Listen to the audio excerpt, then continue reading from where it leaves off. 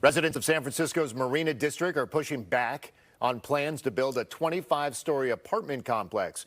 The developer, Align Real Estate, wants to redevelop the Safeway on Marina Boulevard, building a new revamped store with housing right on top of it.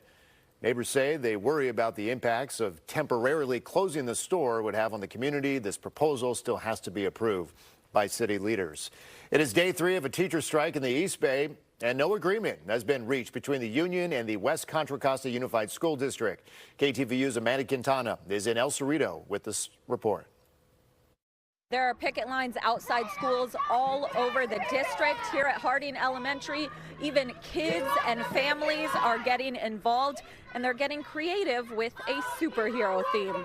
You know, everybody wants the same thing. Everybody believes that public education is a right and that children deserve safe and stable and fully staffed schools. The Teachers Union and West Contra Costa Unified School District have been negotiating for 10 months now without a deal. Members of the union's bargaining team tell me they stayed for nearly 8 hours on Saturday to consider the district's proposal and create a counter-proposal. Now they're waiting on a response. We're still asking for 5% this year and 4% next year and 100% health care by the end of the contract. They ignored a lot of the things we said about improvements required for special ed and on-campus safety.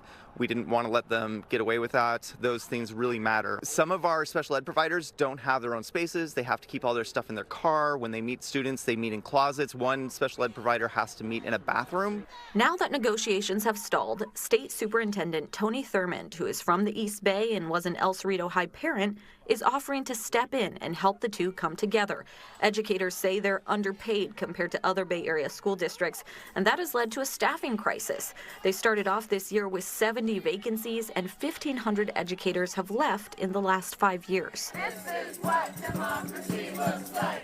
About 1,500 members of the Teamsters Union, including service and maintenance workers, were also on strike last week, but they reached a tentative agreement yesterday.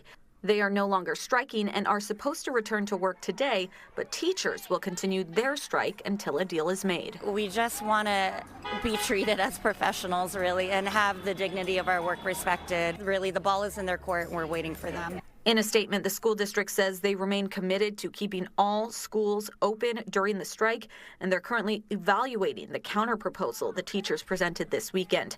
They have invited the teachers union to meet to continue negotiations tomorrow. In El Cerrito, Amanda Quintana, KTVU, Fox 2 News.